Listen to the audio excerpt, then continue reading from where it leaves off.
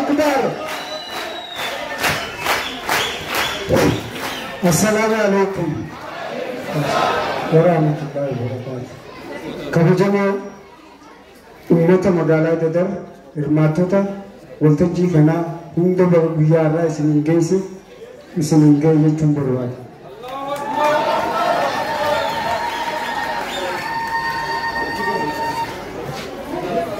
Guyyaa irraan tanaa guyyaa gammachuu guyyaa jaalalaa guyyaa akka ajaa'ibaatti lubbuun namaa gammachuu waltajjii kana keessatti kan hin argaa irraan ta'e maaliif kabajamoo obbo Ahmadiin lafaatiin inni waggaa dheeraa itti lafaa ture bu'aa isaa har'a asii garree kan safaru kan laalle amantii keenya jajjabeessuu qofa osoo hin ta'in afaan arabiidhaa afaan misoomaa afaan dippiloomaasii afaan jaalalaa kan karaa rabbiittillee so'aaba guddaa ittiin argamu namni mana kana keessa jiru hundi keessa isaatiin haada rabbitti hidhaadhaa san qabatee horbuunii fi ijoolleen asii salaawata namatti buuftu namni hundinuu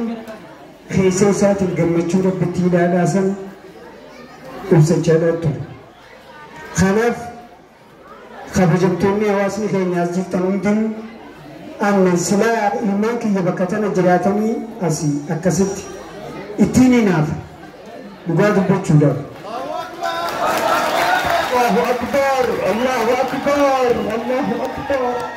يا رب جاء جرّا كمية من كينيا سسفني أكنت كافزم أفهم ربيدا أفهم بيتي كينيا من تنقدسي جلتو كي ساتو معلوف أفهم ربي أفهم چاينا أفهم فرنسا أفهم إنجليزا صدقاء الدنيا تي أفهم كردوكي بكتابن لمن كينيا بني في أسيتي كانت أفهم كان برتة فونا برا afaan ingiliffaattis afaan oromootis daran aadaa oromootis barachuuf fuula dura biyyoota addunyaadhaa amma carraa arganne kanaan investii humna namaa baratee itti godhu ta'uu keessaa tokko biyya Arabaati. Asuma kolleejjii baalataa kana keessatti nama 500 ol leenjifnee gara biyya Arabaa karaa seera qabeessaan ergine. Afaan Arabiin beekan gana barachuu ta'an. kabajamoo Ustaad Ahmadiin asumatti afaan Arabii karaa gabaabaan sabni keenya akka baratu sabni keenya akka hubatu biyyoota alaallee dhaqan akka fayyadamuu danda'an akka jijjiiruu danda'an karaa Rabbiittis qabatanii amantiin keenya akka babal'attu akka gaaga'u qabsoon isaan godhaa jiran arraan tana gala dhiifama naa godhan. الله أكبر. برو دعسي تقولها في ترى نما دانتيسات الرملة نما دانتيسات. چلا ربنا دعسي بولنا في أربعة خانة كلت إني برباد في خرا واسمه كيني برباد خرا شريعة كيني برباد كيني الله أكبر.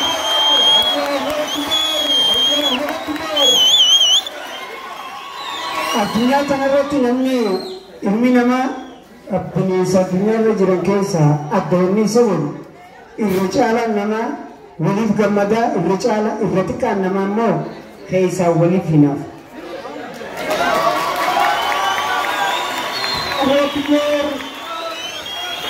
Kanaaf afaan Arabiidhaa afaan jaalalaati. Afaan karaa Rabbiitti illee suwaaba Rabbiirraa harkattuun fuula jannataatti bitattuun. fuula jannataatti bitattuun addunyaa tanarratti ilmi namaa tokkollee hin waaru ni duuna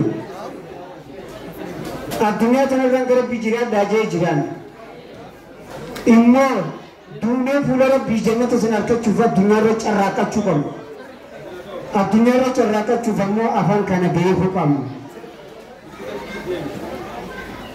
afaan kana beekuuf ammoo barachuu qabnu ummata keenya inni beekuu qabnu wanni hubachuun nurra jira.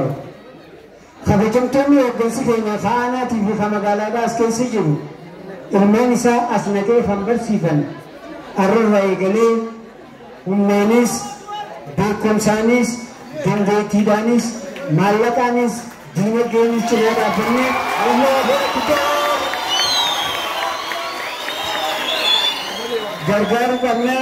gargaaruu qabna jajjabeessuu qabna wali piriinsa namaatis hojii keenyallee taatu namni shari'aa tararkaa qabu walitti hin bu'u walii simtu wal jaalatu kawal dhaballee walitti horaas wali fayyisa. Allahu akbar, Allahu akbar. Kanaaf wal cinaa dhaabbannee afaan hundinuu ilma namaatiif faayidaa guddaa qaba. Keessattuu afaan Arabii addunyaarra si fayyada, akhiratti si fayyada. Harka lameen hin qabannee amantaa keenyallee jabeessinee afaan kanaas haa barannu, haa jabaannu jechuun barbaada. Kanaaf asumarratti wanti waadaa galuu barbaadu mindaa ji'a kanarraa fayyaanis mataa kiyyatti qarshii kuma takka. Allahu akbar, Allahu akbar, Allahu akbar, Allahu akbar. Hooggansi bulchiinsa magaalaa Godaras keessa jiru, koreen paartii as keessa jira, koreen nageenyaa as keessa jira. Akkasumatti maqaa isaaniitiin ji'a kanatti mindaa ji'a kanarraa qarshii kuma afur akkaawuntii isaanii jenne galchinaa jennee waadaa gallee jirra. Allahu akbar, Allahu akbar, Allahu akbar. Kanaaf hawaasni as keessa jirtaniif kan as hin jirres abbootii qabeenyaa jajjabaa as keessaa qabna. Kan magaalaan beektu kaanaan beeku mana barnootaa kana cinaa dhaabbannee rakkoo hanqina diinagdee kan jiru akka furamuuf diinagdeen humna namaa taati, diinagdeen beekumsa namaa taati. Haa jabeessinu, haa gargaarru jechuun barbaada. Waan nu dhageeffataniif fayyaa taa galatoomaa isin jechuudha. Allahu akbar, Allahu akbar, Allahu akbar. Allahu akbar, Allahu akbar. Hedduu galatoomaa, hedduu galatoomaa. Damee siyaasaa aanaa walitti gaafatama. Deeggarsa kanarratti sanyaan asumaan miidhaa hin dhaabbatu anuuf hin jireetti qarshii kumshan ibsamee hin jireetti gargaarsa kanarratti.